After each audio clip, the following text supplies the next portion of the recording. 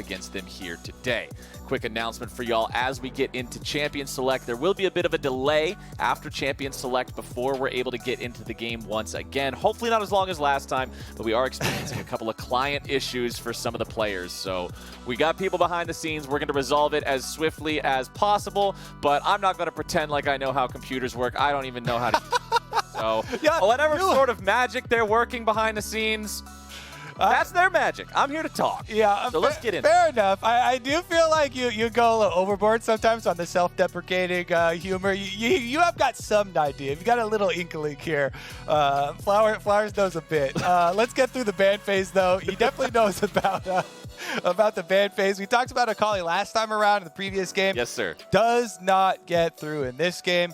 On the ban table right here, they don't want to let Jensen have it. I think she should stay in the first round of bans for sure. Not as much jungle focus this time around, but the Olaf and the Taliyah conspicuously leaving up the Graves-Nidalee matchup, which we've seen evolve in the LCK as a lot of first pick Nidalees. If you're super confident in your Nidalee, in your jungler, I actually think this is a huge force here on the jungle. I think this is a really well crafted opening for pick ban phase, because if you then leave it in the hands of CLG and Griffin here, they're probably going to go right into the Graves. And while it's not a super lopsided matchup, you get these kind of micro advantages as Nidalee with being able to start with multiple traps for Raptors, being able to do Raptor clear super quick for your red side, or being able to do the spear start into buff camp, and having this small advantage of the AP into Graves and opening up flexibilities of possible AD solo laners for Team Liquid.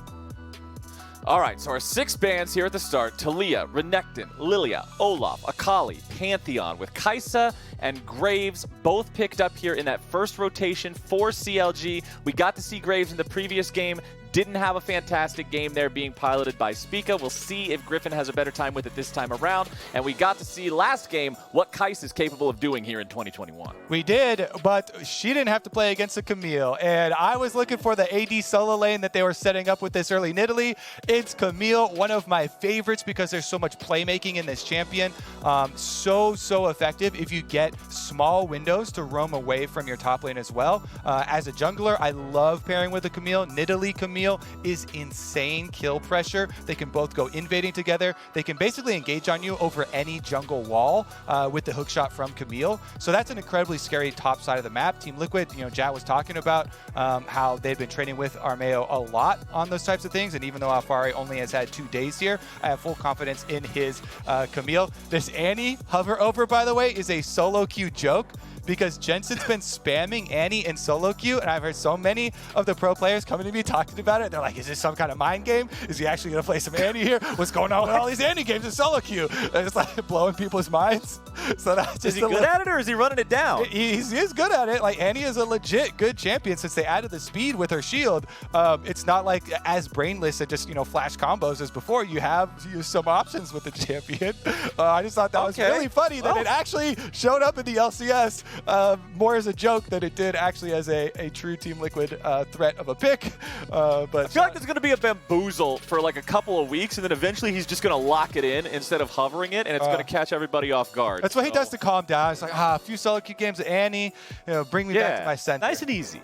Nice and easy. Press W, press Q, basic spells, season 1, good time. Now, let's go ahead and see how everything is looking, though, as the first half of the draft is done. Kai'Sa, Graves, and Sett against Nidalee, Camille, and Syndra. Second part of the bans are coming through now. We've got Misfortune banned away by CLG. Team Liquid taking the Orianna off the table. Want to keep one of those staple mid laners away from Pobelter.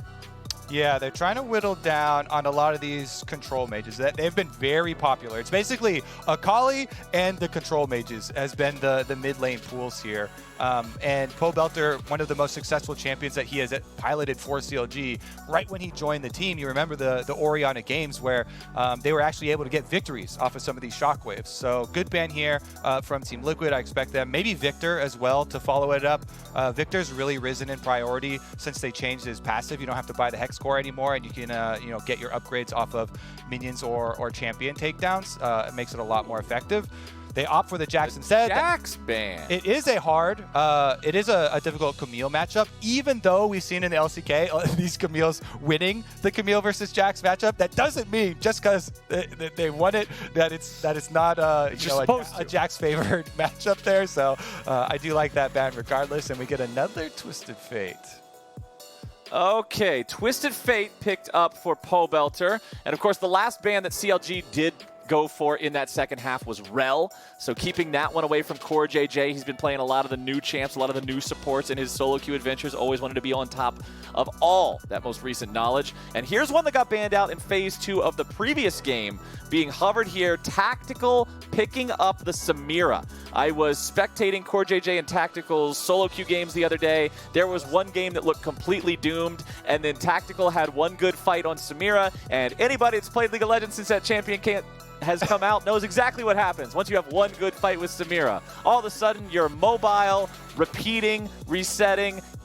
Katarina ulti that crits and life steals gets to go through every team fight like a lawnmower, and she just destroys it all. Especially when paired like a champion with Leona, who also wants to go in. That is a scary bot lane. Yep, crowd control is what you want in spades when you have Samira. And guess what? They've already got it.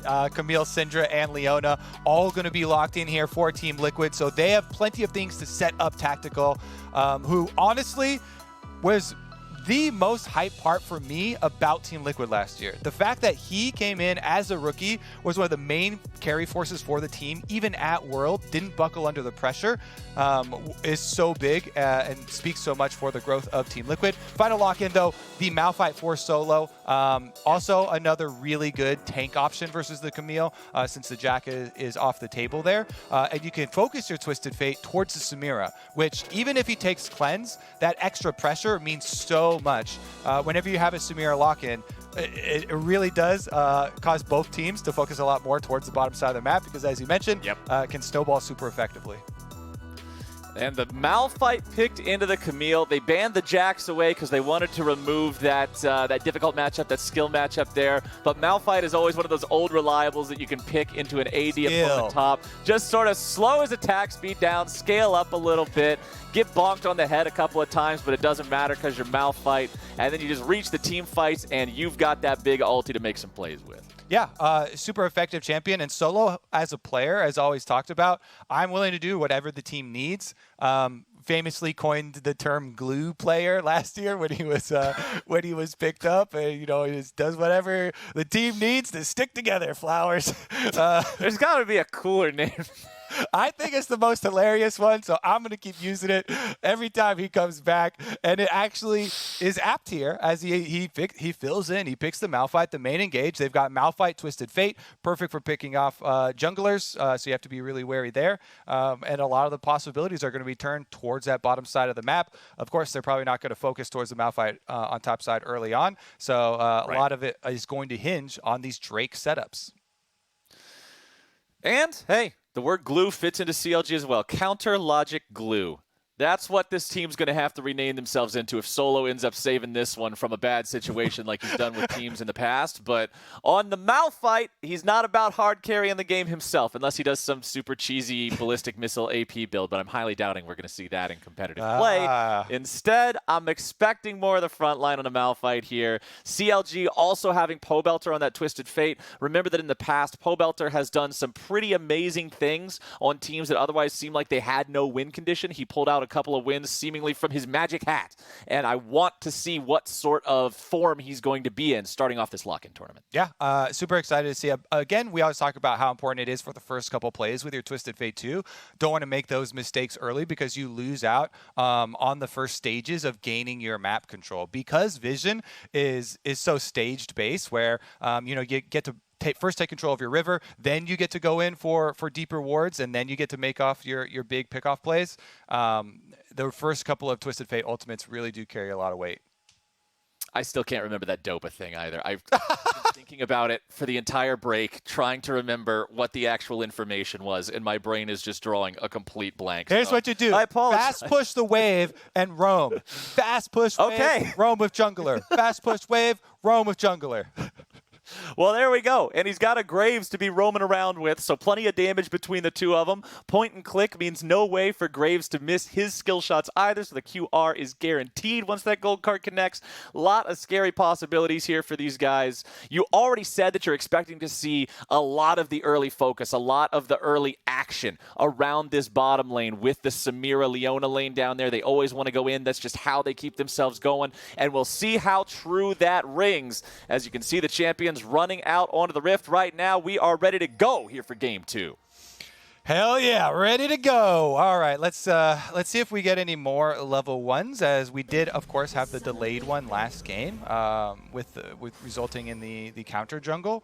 Honestly, not as much of a scary lineup for the level 1 for the possibilities of catching someone here, but you can try and bully them out. And again, with the Nidalee having those options, you can always tell where she's going to start if you start your traps first on your Raptors and lay down your traps by your Raptors. You then pull them into the other trap after you get your reset for your clear.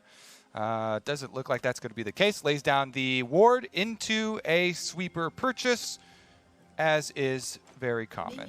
Ooh, ping over to possible delayed invade once again.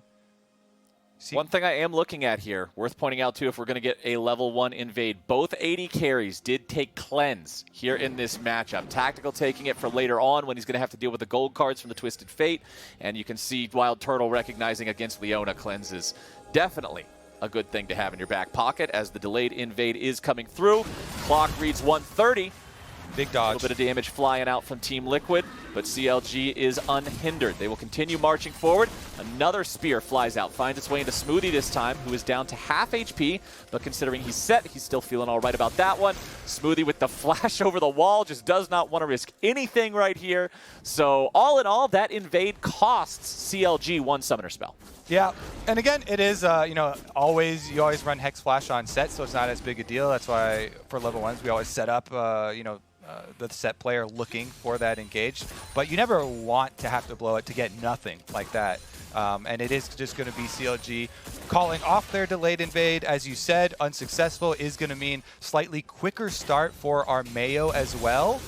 And with the extra move speed there, as Smoothie Hex flashes out, they do have the Tri-Brush warded already, so they should be able to continue to play aggressively. No crazy invades being successful means no strange pathing from either jungler this time around. Remember that that's what started the fight, that 3v3 in the topside river of game number 1. That was definitely an ill-advised counter jungle there. No mid lane pressure, no top lane pressure. Definitely have to work off your lanes as well. And Team Liquid, Armeo should have the advantage there. Obviously, Camille on top side going to be able to push in Malphite. And mid or bottom side engage.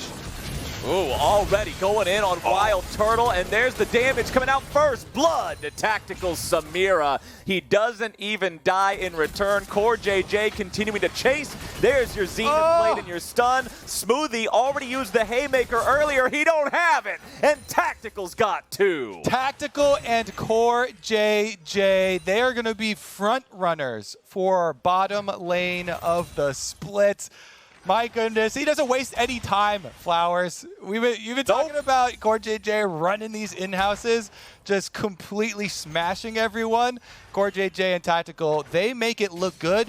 Let's look how close it is, though. Because they engage into the big minion wave here, the damage on the backside is actually kind of big. Core JJ goes in immediately on the Kai'Sa, and Tactical immediately cleanses out of the extra stun there and is barely able to dash right back out. Not dying. Core JJ finds the follow-up engage, so they get 2 out of it.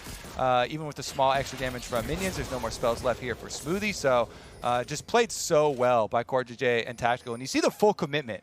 Tactical's like, all right, you dodge the other side of the set pullback. I'm just going to instantly cleanse it. They get the kill onto Wild Turtle. Summoners definitely traded, but huge, huge advantage for the side of Team Liquid. And we mentioned in Champ Select the snowball, the scary monster that is Samira Season 11. That is the worst thing if you've been playing preseason and you see bottom lane double kill at 3 minutes into the game for enemy Samira. That's a big okay. Oh, Core JJ making the roam to mid. Pobelter with some quick feet and some quick emotes to make sure that he avoids the CC coming out from both enemy players. Tactical, meanwhile, just happy to sit underneath the turret, pick up this wave down here. And yeah, you were talking about the in-houses that happened during the offseason. And one thing that consistently set CoreJJ apart from his opponents in those in-houses is seemingly in every single possible matchup, which, remember, is a lot more detailed when you're doing a 2v2 lane than just a 1v1 lane, because it changes when any one of those champions is switched out. CoreJJ always knows who's stronger, when they're stronger, when he should be engaging, what that engage involves, how to play it, especially early on. CoreJJ's engages around level 2 and level 3 almost always result in a kill because he just knows everything about the bottom lane matchups. The man is a League of Legends encyclopedia.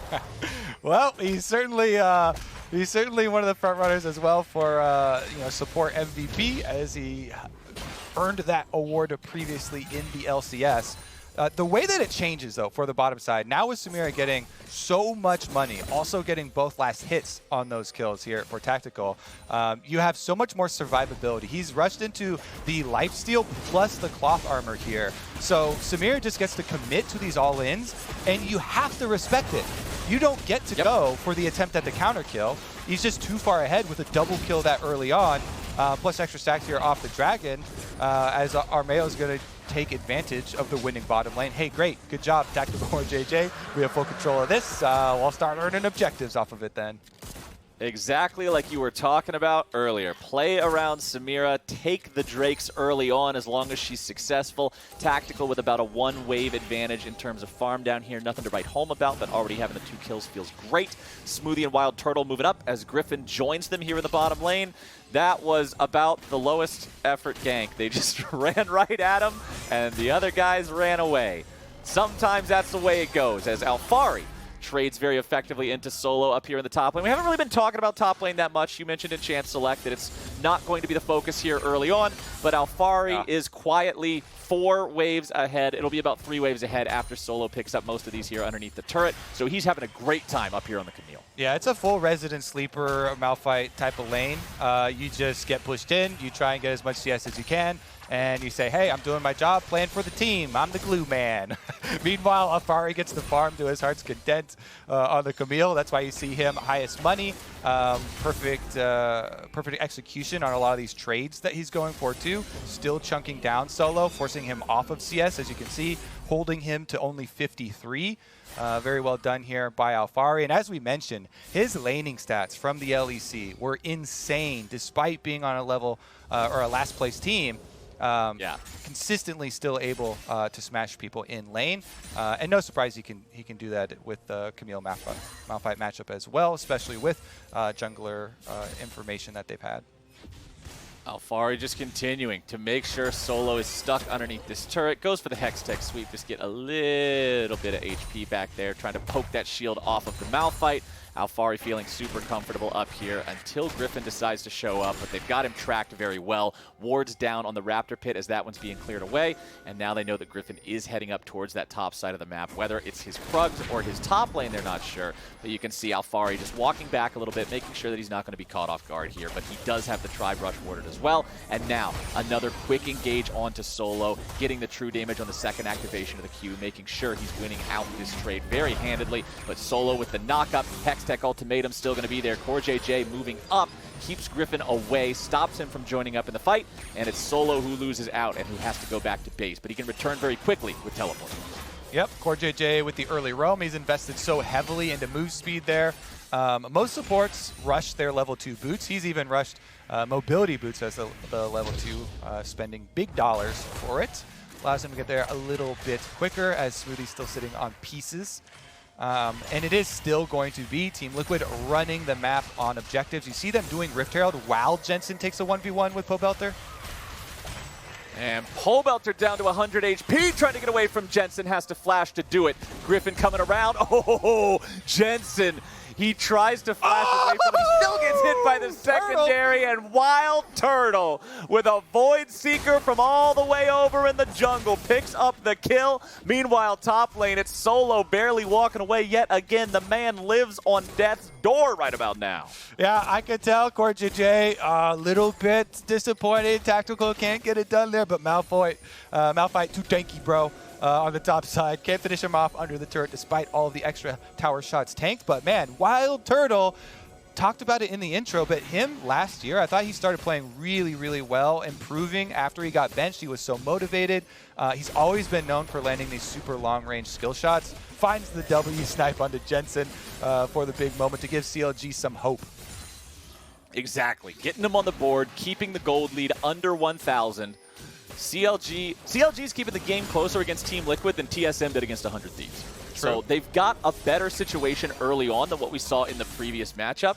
So they just got to make sure that they don't allow TL to start making plays and continue snowballing this Samira forward. Let's take another look at the replay here in the mid lane of how Jensen almost got Pobelt. Yep, starts it out with that stun, and then we saw a lot of the footsie work here with the spears. Pobelter trying to play mind games, dodge out, and is able to get the gold card and get enough distance to at least make Jensen take that extra tower shot, which makes him worried enough to flash about the extra damage.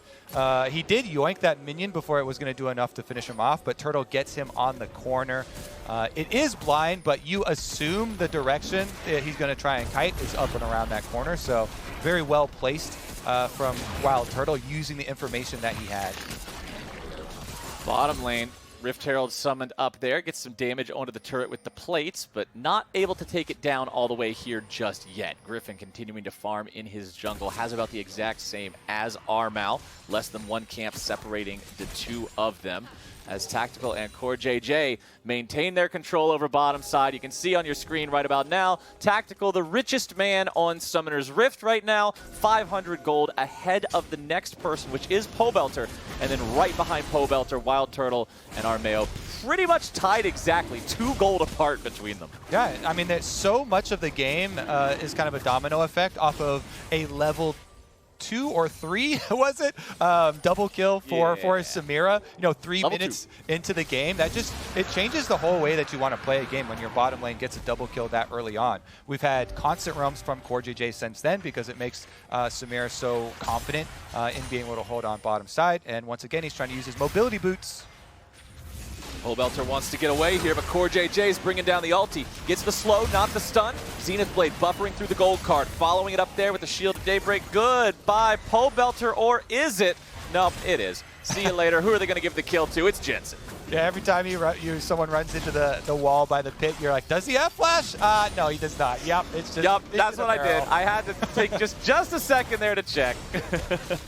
Honestly, though, for Team Liquid, being able to continue to snowball on these neutral objectives is so nice for them. Like we were saying, CLG have had a hard time trying to recover from the loss of so much power from their bottom side. Dragons immediately stacked by Team Liquid as soon as they're arriving. 4 minutes left on the next Mountain Drake, and Mountain Soul is definitely one of the powerful ones, especially for this type of squad with the extra shields. Fari on the top side should easily continue to be able to farm up for himself, and he's getting kind of close to the Trinity Force. More reinforcements on the way. Armeo is here. Hextech Ultimatum trapped Solo. CoreJJ going forward, just trying to make sure that he gets himself an assist. And they guarantee the kill for Alphari. Make sure he continues building up a lead here in this lane. 20 CS and a kill ahead of his opponent now. And Team Liquid are making sure that momentum stays for a while.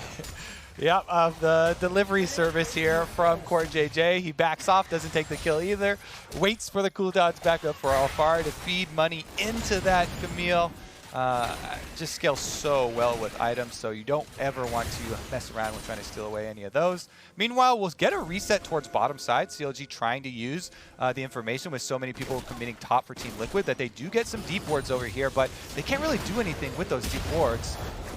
Oh, Smoothie ended up getting yeeted over the wall, and now he's got to deal with the fact that he's about to die. Tactical goes in, Tactical flashes forward, and Tactical is showing you exactly what Samira is made of. getting stunned as he steps away. Shutdown goes over to Griffin, but look at the amount of black and white screens on CLG. It is a 4-for-1 trade. I'll take that any day of the week. Team Liquid picks up a big fight. Yeah, that's a big cash in here for Team Liquid. They get 4 members in exchange for the kill onto Samira.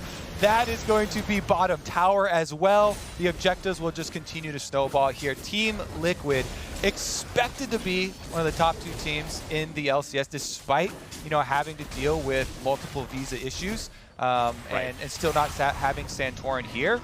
They said, they've been practicing a lot with Armeo. Jat especially was very confident in his play.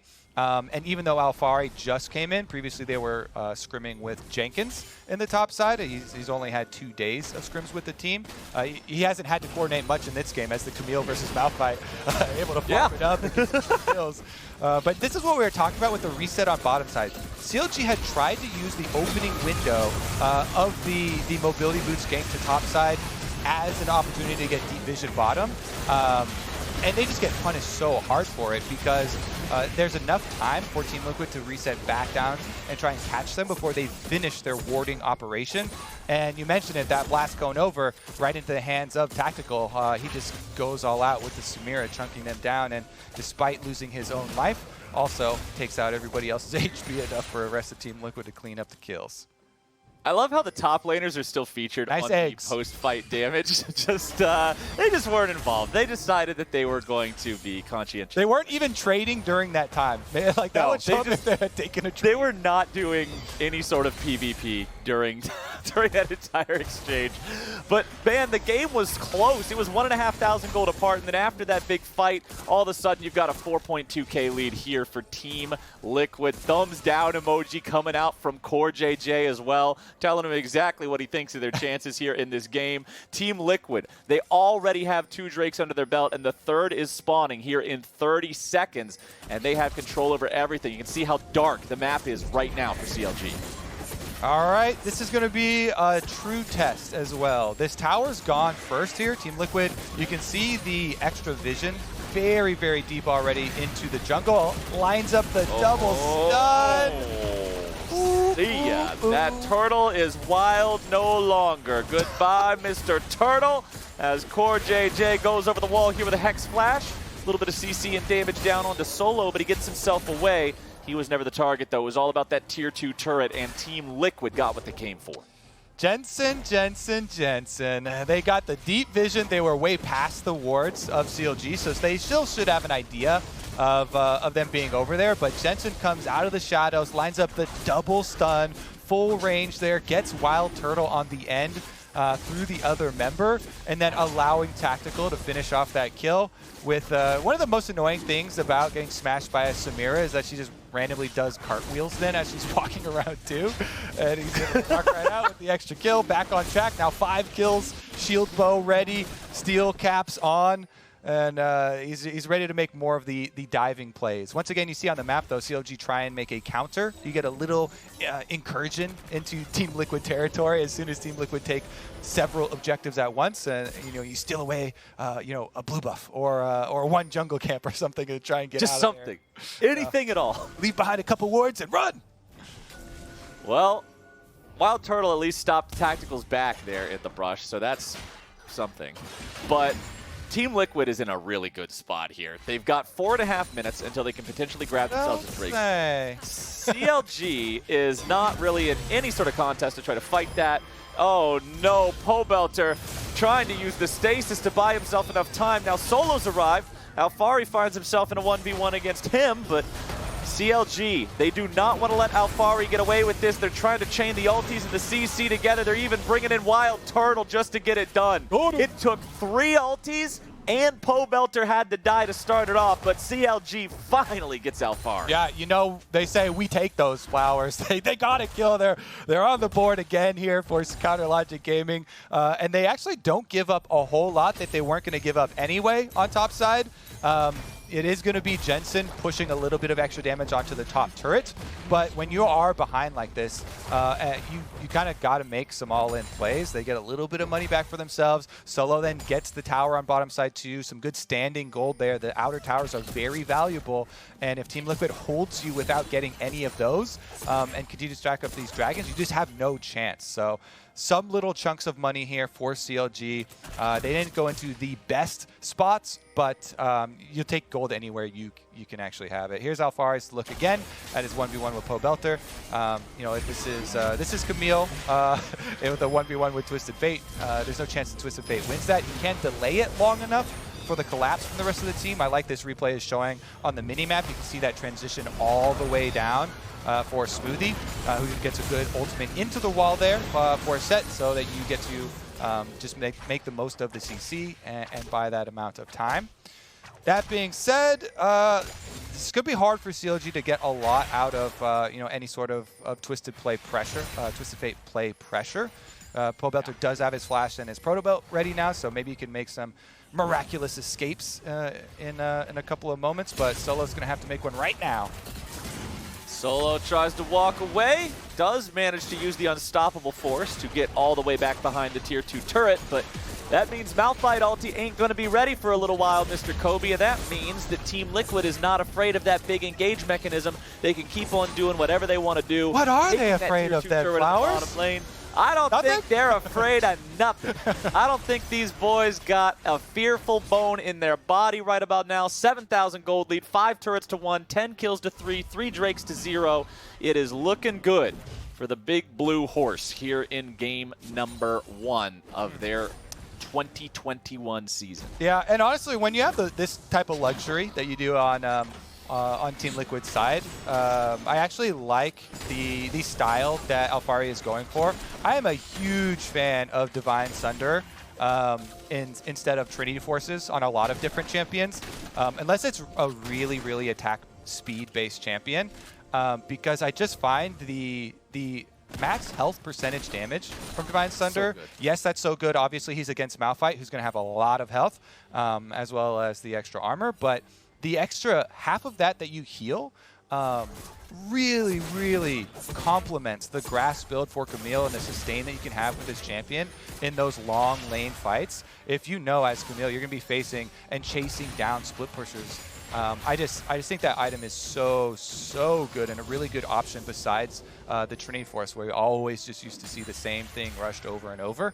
And even though they did change all of the Hydra items or the Tiamat items to not have actives, still very good, although not as fun to use without the extra. Exactly. The active, unfortunately for Tiamat players, getting switched over to the new Iron Spike whip, but 25 seconds remain until our 4th Drake of the game. Do or die here for CLG. They give away the soul if they surrender one more Drake.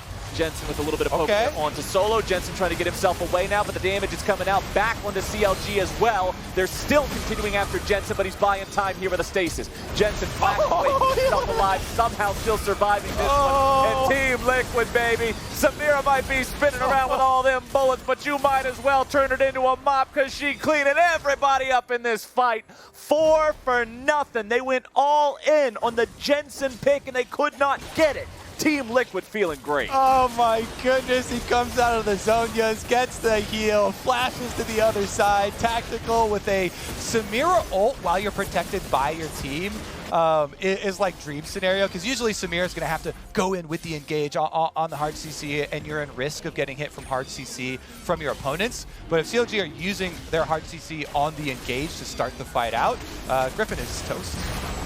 Ooh, yep. See you later, buddy. And he wasn't even able to steal the Drake away either. It's still Mountain Soul for Team Liquid, but now it's Mountain Soul plus Baron for Team Liquid. 23 minutes into the game, they honestly should just be able to finish with this Baron. True, true. I do not expect this Red Bull Baron buff to expire before the game ends. Let's make a bet on that. Before this game, we were wondering, what's the time estimates here? A couple of bets on this game. Looks like I'm going to say they can end it with the Baron buff. That's still pretty risky. Only 2 minutes, 20 seconds. But I think Team Liquid actually are in a position to just shove all the way through to the Nexus. Let's see if they can pull it off. By around 26 minutes. It'll be about a 26-minute finish here. So let's see how hard they want to go for this. Alphari continuing the push here in the top lane. CoreJJ rotating up from mid. There's your next tech ultimatum. Griffin is stuck. Griffin is gone. Tactical's joined up here in the fight. Double kill over to Alphari. Into the back line they go. Spin to win. Team Liquid with your Bud Light ace to end this game. All they got to do is find the closest minion wave, knock those turrets down, and march it straight to the next. I guess that was too easy of a bet. Not that was a real easy bet. Not much of a chance on the other side. Congratulations, Team Liquid, on their first game of the Lockout tournament. Game number 2 here between Team Liquid and Counter Logic Gaming. And despite having the subs, Armeo looks great, and Team Liquid on the board with the dub. 2 very one-sided games here to kick off our 2021 LCS competition. Team Liquid might have been a little bit slower to start than what we saw in the 100 Thieves versus TSM game, but man, once they got a couple of fights... They got double kill, Tactical CoreJJ in like 3 minutes. How quick the other team got 3 kills. There was 3v3 instead of a 2v2. 3 is more than 2. I know that much math. Fair enough. CoreJJ and Tactical just can't make Flowers proud no matter how hard they try. Double kill on Samir Leona super early in. I actually am thinking already that I wanted to go back and you know, look at the replay for that one, because one of the cool things to take a little bit closer notice of is cleanse timings in those little skirmishes where it comes down to a couple ticks of Ignite between the AD carries dying or not. I remember Tactical from memory did instantly cleanse on the set CC, and I think then you get the Ignite afterwards, but he still didn't die, so it's good usage there. Yeah. Sometimes you can get double value if you wait for the Ignite and then do it after the CC, try and get everything off you. But aside from that, it was Team Liquid all the way. Yeah, I know he didn't cleanse the Ignite because the last it was still burning. Was still burning after he Tactical, yeah. Yeah, because he had to flash into the sweet spot of the Haymaker to finish off the kill onto Wild Turtle. Yeah, so you got to examine if Turtle could have used his cleanse better to not ignite and not go down before they get the counter kill. Exactly. There's might have been some sort of a different angle there for CLG to find a different way to play it. But honestly, this game was just controlled start to finish. Alphari always had control over the top side. You're Camille into a mouth fight in a game where neither one of the junglers come up there. So you're going to feel pretty great about that. We saw the play in mid lane. The Wild Turtle Void Seeker snipe onto Jensen as he tried to go their high point? on the Belter and barely missed out on it. Yeah, that was the high point for the side of CLG, because then later when they go after Jensen in that final fight before the Baron, they just can't kill him. He gets the heal, like you said, as soon as he comes out of the stasis. Armeo's right there to make sure that he doesn't drop to that last little bit of damage at the very end, and Team Liquid just having some clean team fighting here. Yeah, honestly, I'm definitely impressed. I did have really high hopes for this Team Liquid roster. You know, their off-season moves very clearly positioned to just perfect the top-of-the-line strategy they're going for. Steve has not been shy about talking about spending big to get the best player in every role that he can to win big for North America. He's slowly perfecting over time, making these adjustments, making these improvements. These two, I think, bode very well for the team. We'll have to, of course, track as it progresses, and they eventually get Santorin over as well. But even with Armeo in there, I know the coaching staff had a lot of confidence in him, and they were definitely able to take care of business here. Yeah, Armeo's final KDA at the end of that game was 2-0 and 11 in a game that ended, 15-3? So you're looking at 13 out of 15 kill participation. Pretty darn good here for having to sub in as that backup jungler. But now we're going to go ahead and toss to a break. On the other side, we'll hear from the winning team for the Verizon post-game interview. You don't want to miss it.